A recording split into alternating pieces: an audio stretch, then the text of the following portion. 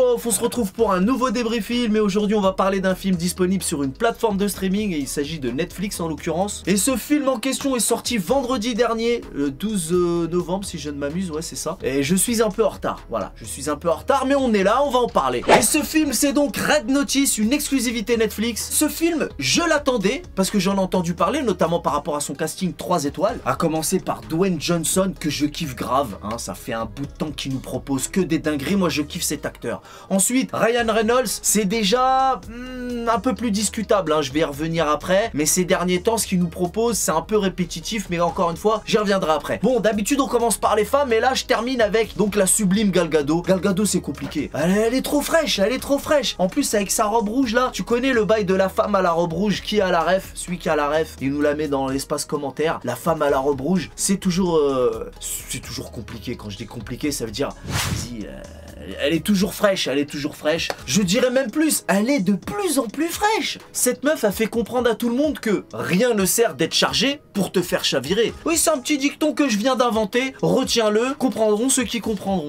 Bon alors, qu'est-ce que j'ai pensé de ce film? Avant de commencer, on peut déjà dire que presque la totalité du budget est partie dans les poches de ce casting 3 étoiles. Et c'est peut-être là qu'est tout le problème. Bon, si je parle du budget là, c'est parce que les deux choses qui m'avaient hypé quand j'ai entendu parler de ce film, c'est donc en premier le casting comme je viens de le dire, et ensuite le budget, parce que c'est le film qui a coûté le plus cher à produire à Netflix. 200 millions de dollars, c'est quand même pas rien. Même si ça reste relativement bas comparé à d'autres blockbusters sortis au cinéma. Donc, moi, quand j'ai entendu parler de ça, je me suis dit, ah ouais, gros budget, gros casting, j'ai confiance en Netflix, ça va être du lourd. Sauf que j'avais pas prévu que les dépenses allaient partir dans ce casting 3 étoiles, forcément. J'ai lu que donc ils avaient pris 20 millions chacun, plus 10 millions pour le réalisateur, et tu rajoutes à ça les interruptions liées à la pandémie, hein, ça a dû coûter cher aussi, et du coup c'est ce qui a fait grimper la note à 200 millions de dollars. Bon, si je te parle d'oseille, c'est parce que ce qui m'a frappé moi, c'est les décors artificiels là. Je sais pas ce que c'était là, c'était de la 3D ou je sais pas, trop de lumière, ou peut-être du carton-pâte, je sais pas, mais ça m'a fait l'effet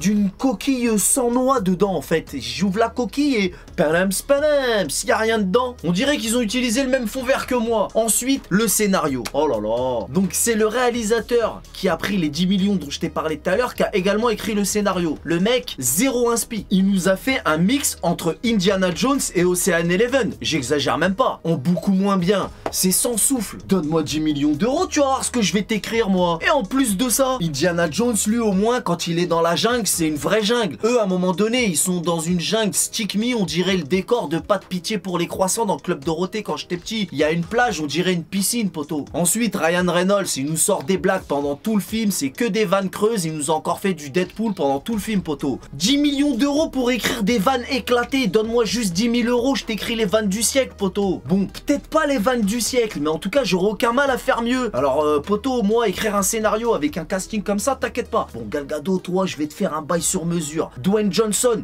t'inquiète, à un moment donné, tu lui mets une pêche, tu lui arraches la mâchoire. Tu sais, j'aurais fait des bails sérieux. Là, non, là, faux, nul, zéro. Parce que là, prendre 10 millions d'euros pour recopier des grands classiques en moins bien, mais non, ça, c'est scandaleux. Dwayne Johnson, il joue le gros malabar comme d'hab. Lui, je l'aime bien, donc je vais pas trop le critiquer, mais franchement, c'était archi prévisible. Il y a que Gal Gadot qui rayonne, mais ça, c'est sûrement grâce à la robe rouge, en grande partie. Au passage, le bail de la robe rouge, ça aussi, c'est du pompage. On dira pas de qui, vas-y, c'est pas grave. Le film, il est où le film? Je t'ai dit, j'ai ouvert la coquille, il y avait que dalle dedans, je me sens carotte. Blockbuster à gros budget, casting alléchant, ça parle de braquage et d'aventure, et ben non. C'est du vu et revu et en moins bien en plus. Parce que poteau, tu peux aligner tous les dollars que tu veux, mais si le scénario il est éclaté, faites un effort sur les scénarios les gars. Je dis pas que le film est pourri, ça reste un divertissement intéressant le vendredi soir dans ton salon, tout ça.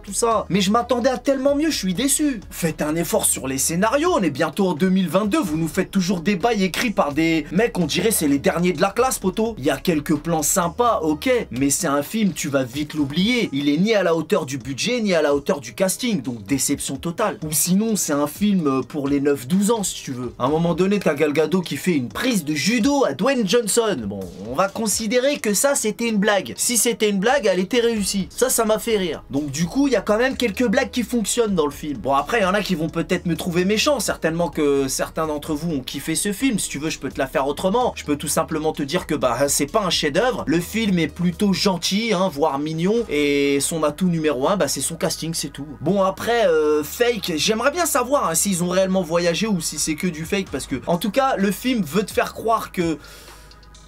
Bon, j'ai oublié que j'étais au mois de novembre, si tu veux, à un moment donné. Donc ça, c'est bien. J'essaie de trouver des points positifs, là. Alors, dans le film, tout leur réussit. Hein, au niveau du scénario, c'est surjoué, irréaliste. Mais tu fais le tour du monde. Enfin, c'est ce qu'on veut te faire croire. Ah ouais, j'ai oublié. À un moment donné, je vais pas spoiler, mais Dwayne Johnson, il se fait embrouiller par un taureau. Poto, comment c'est mal fait. C'est quoi, même des jeux vidéo sont plus réalistes. C'est abusé. Enfin bref, hein, je vais pas en dire plus. C'est beaucoup de bruit pour pas grand-chose, finalement, ce film. Pourtant, moi, je kiffe les films d'aventure qui nous font voyager, mais là les effets spéciaux m'ont gâché le plaisir. Bon, ça reste néanmoins un film divertissant, surtout pour les enfants, avec ses cascades et ses bastons en série. Ça plaira aux plus jeunes, à toute la famille, donc c'est un film tout public, tu l'as compris. Tu peux même ramener tes animaux domestiques, ils vont kiffer aussi. Voilà tout ce que je pouvais dire sur ce film. Si toi t'as kiffé, bah tant mieux, moi je suis déçu. Bon, voilà, c'était mon avis de cinéphile raffiné. Je te donne rendez-vous très prochainement pour un nouveau débriefing qui sera bien meilleur que celui-ci, je l'espère. D'ailleurs, là, je m'en vais de ce pas au Cinoche pour regarder Rocky 1. Ouais, ils remettent Rocky 1 au Cinoche.